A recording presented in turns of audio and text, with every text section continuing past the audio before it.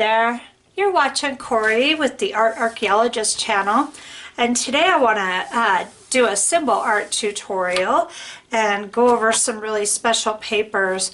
I've got this video to go over how I make these really cool pieces, and then I've got another video coming up called the Valhalla Paper Haul, and that shows a bunch of papers that I bought to do these. So I make a lot of my papers and I buy some of my papers.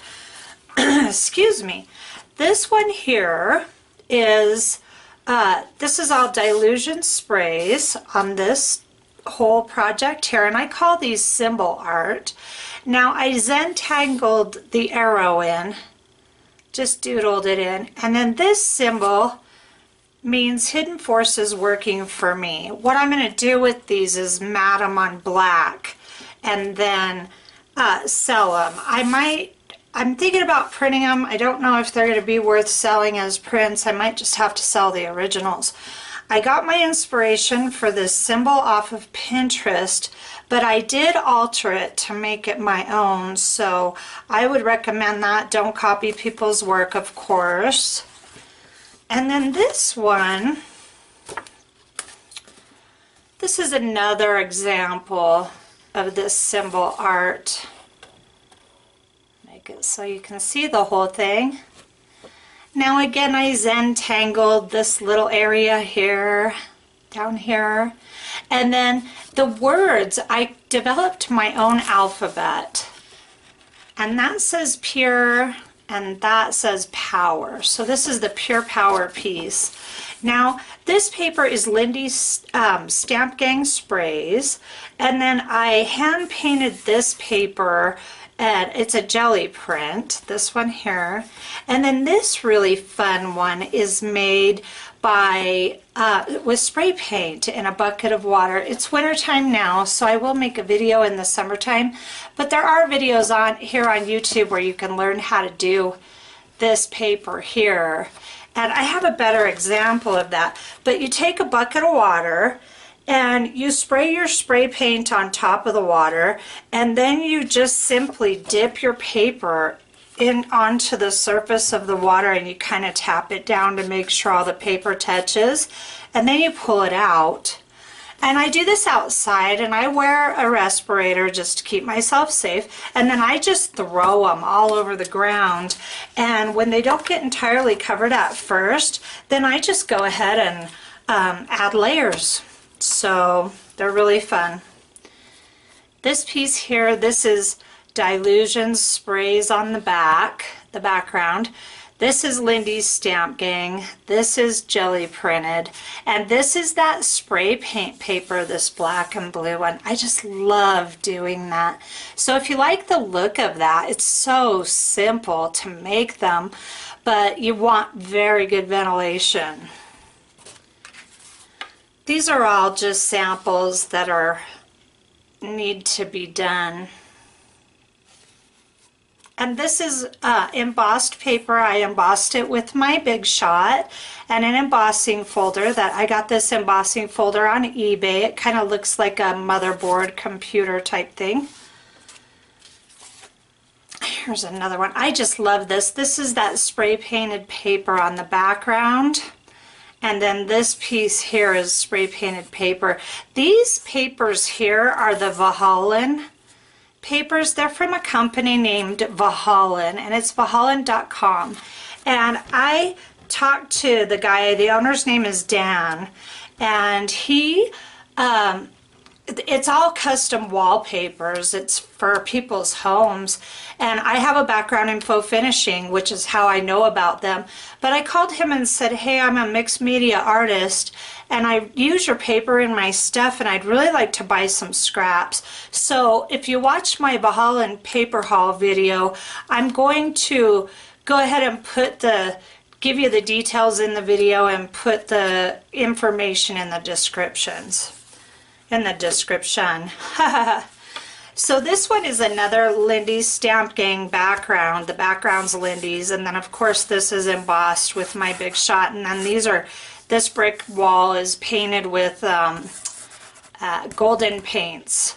And then back here is a sliver of that Valhalla paper. It's really beautiful, beautiful paper. I just love using it.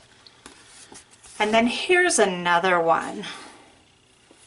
And of course, this is Lindy's Stamp Gang background. And then we've got the embossed paper here.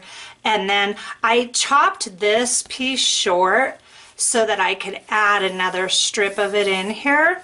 And then all the light ones are the Valhalla papers, so that I can have a place to do the symbol art.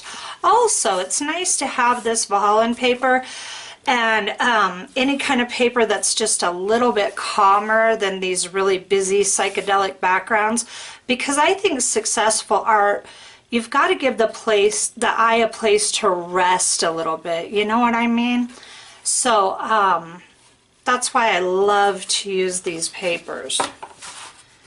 Now today, we're going to go ahead and I'm going to do the design on this one. And this one says Seeker, and I drew it in. You can't even see it.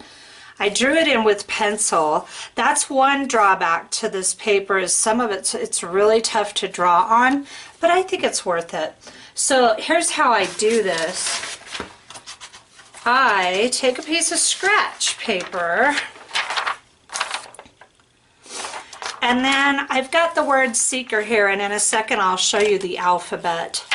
And then this part is gonna go, I just doodled this out of my imagination, and it's gonna go right here next to the word Seeker. And then this, I doodled this out of my imagination. And that is the symbol for Seeker. It's my depiction of Seeker. And that's going to be put right here. And I'm going to draw these on today with my Micron pens. So I've got my fun Microns. Now let's talk about the alphabet for a minute. I developed this alphabet. I took my inspiration off of Pinterest, and I developed an entire alphabet so that I could write in symbols and make this beautiful artwork. I did this all specifically for this art. And as you can see, I worked pretty hard on this, but it was the funnest project to do this. And I highly recommend doing this if you're interested. Please don't copy my alphabet. Excuse me. But go ahead and create your own, and you will be so in love with your alphabet, and it'll be all your own, and you can do whatever you want with it. Okay, so this is actually a print of a Lindy's Stamp Gang sprayed paper that I made. What I like to do is I'll make original sprayed papers on either watercolor paper or mixed media paper. Mixed media is much thinner, and I highly recommend, if you're going to make copies of stuff and you want it on good paper, they can't really put watercolor paper through their printers. It's way too thick. But I just have them use a matte paper for me, and this is an 11 by 14 sheet. So some of this artwork I love so much that I don't want to lose my work, so I will go and get prints done. So I'm going to show you real quick how I make these papers, and I do one step for all of them, and it's pretty obvious, but I'm going to show you. I love this tool. This is my Westcott ruler. Give you a close-up of it. And one side has a real big edge and the other side has a real small edge, and I love to use the small edge here. I use it most of the time, and I was turned on to this ruler by a gal named Robin McClendon. If you like journaling artwork, she is phenomenal. She does like real ancient type art, and I just am in love with her work. But she turned me on to this, and I got mine on eBay, and it came so fast. It was awesome, and I don't think I paid more than 12 bucks for it, but I use it all the time. So here's my edge, and when you get it printed, you're going to end up with this little white edge. And of course you just line it up, and then you've got to push pretty hard. And I found that I really need to pull towards the ruler itself to make it work properly. And it's kind of like a band-aid. The faster the better. And then when you get down here, you've really got to push hard on this thing. I struggle. You gotta push hard on this thing, and see, it's getting away from me. Darn it. I'm just gonna move this down. But you really want to push towards the ruler. Ah! Success. Okay, and then this is what you end up with. Isn't that awesome? Now I do one more step with that. I take a Sharpie, and I actually like to keep the front. I'm kind of a spaz, so I want to be safe and keep the front nice. And if you're working on thin paper, if you do this on the back, your job will already be done for you. So I go along all the paper.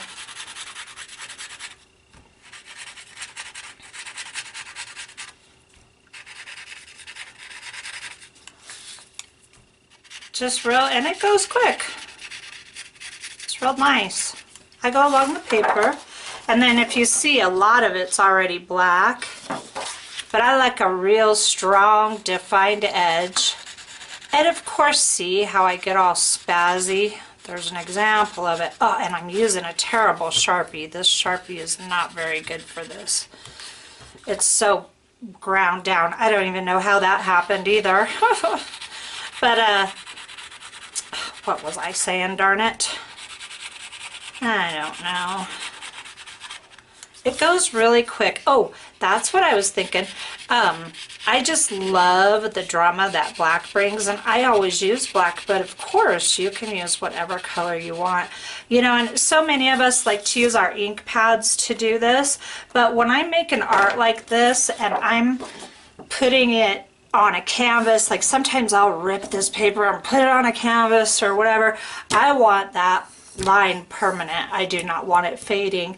So I just really like to stick with the Sharpies. So that's how you do that. And as you can see, I've done that to the border of this, and I've done it to all the interior pieces of paper too. And then of course, you know, if you want to tour an edge that's not straight, then just go ahead and tear it by hand. And that's pretty much that.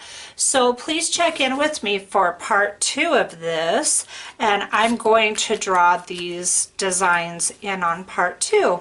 For some reason, YouTube will only allow me to make 15-minute videos, so that's why I'm having to do a part 2.